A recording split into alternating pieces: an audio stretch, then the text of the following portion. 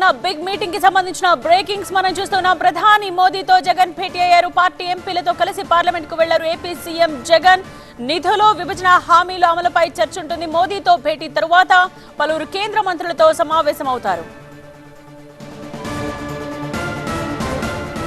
ప్రధాని మోదీతో సీఎం జగన్ సమావేశం ఆసక్తికరంగా మారింది. విభజన హామీలు, ప్రత్యేక హోదా, పోలవరం ప్రాజెక్టుకు నిధుల విడుదలపై చర్చిస్తారు. స్టీల్ ప్లాంట్ ప్రైవేటీకరణ నిలుపుదలతో పాటు రాజకీయ అంశాలపై కూడా చర్చ ఉంటుంది.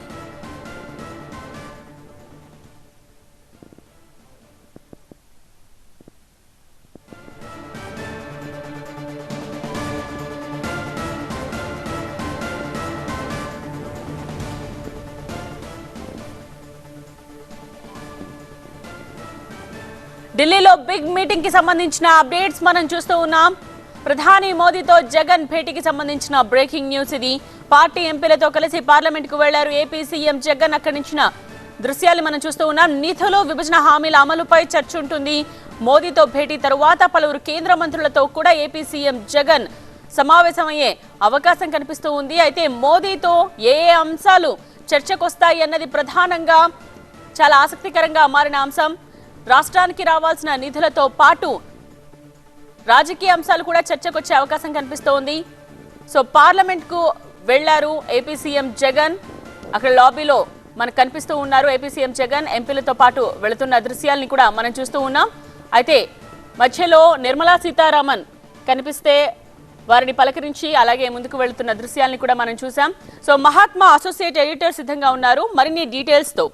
మహాత్మా, ప్రస్తుతం పార్లమెంట్ లో ప్రధాని ఛాంబర్ లో ఈ భేటీ జరుగుతోంది. ప్రధానమంత్రి నరేంద్ర మోదీతో ఏపీ సీఎం జగన్మోహన్ రెడ్డి సమావేశం కొద్దిసేపటి క్రితం ప్రారంభమైంది. ఆయన పార్లమెంట్ కు వచ్చిన సమయానికి పార్లమెంట్ లోపల ఉన్న ప్రధాని ఛాంబర్ లో కేంద్ర హోంమంత్రి అమిత్ షా అలాగే మరికొంతమంది నేతలతో ఒక భేటీ జరుగుతూ ఉండింది. అయితే సీఎం జగన్ లోపలికి రాగానే నేరుగా సీఎం ఛాంబర్ లోపలికి వెళ్ళిపోయారు. కాసేపటి తర్వాత కొద్దిసేపటి క్రితమే హోంమంత్రి అమిత్ షా బయటకు వచ్చారు. అంటే ఈ భేటీలో మరి ముగ్గురు ఉన్నారా, లేదు అంటే అమిత్ షా విడిగా బయటకు వచ్చేసారా, ఇది ఫేస్ టు ఫేస్ జరుగుతుందా అన్న దాని మీద ఇంకా క్లారిటీ లేదు. ఫోటోగ్రాఫ్స్ బయటకు వచ్చాక ఆ క్లారిటీ వస్తుంది.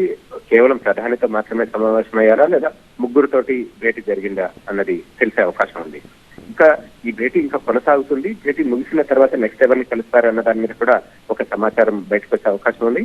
ఇదైతే పైకి చెప్పడానికి ప్రభుత్వ పరంగా గవర్నమెంట్ ఇష్యూస్ ఉన్నాయి. అది విభజన చట్టంలో పొందుపరిచిన హామీలు కావచ్చు, లేకపోతే రాష్ట్ర ఆర్థిక పరిస్థితిని దృష్టిలో పెట్టుకుని కేంద్రం నుంచి అడుగుతున్న సహాయం కావచ్చు, ఇలాంటివన్నీ కూడా ఉన్నాయి. సో వాటికి సంబంధించిన చర్చ మాత్రమేనా అన్న ప్రశ్న ఒకటి తలెత్తుతుంటే ఇది రాజకీయంగా ఖచ్చితంగా ప్రాధాన్యతను సంతరించుకున్న పర్యటనగా మనం చెప్పుకోవాలి. కొద్ది రోజుల వ్యవధిలోనే ఇటు విపక్ష నేత చంద్రబాబు నాయుడుని అలాగే అధికార పక్షానికి సంబంధించి వైఎస్ఆర్సీపీ అధినేత సీఎం జగన్మోహన్ రెడ్డిని ఢిల్లీకి పిలిపించి బీజేపీ అగ్రనేతలు వరుసగా వారితో సమావేశాలు నిర్వహించడం అన్నది రానున్న ఎన్నికలను దృష్టిలో పెట్టుకుని వేస్తున్న వ్యూహాత్మక అడుగుల్లో భాగంగానే మనం చెప్పుకోవచ్చు. ప్రస్తుతం అయితే ప్రధానితో భేటీ జరుగుతోంది. వైఎస్ఆర్సీపీ ఎంపీలందరూ ప్రధాని ఛాంబర్ బయట ఎదురు చూస్తూ ఉన్నారు. రైట్ మహాత్మా.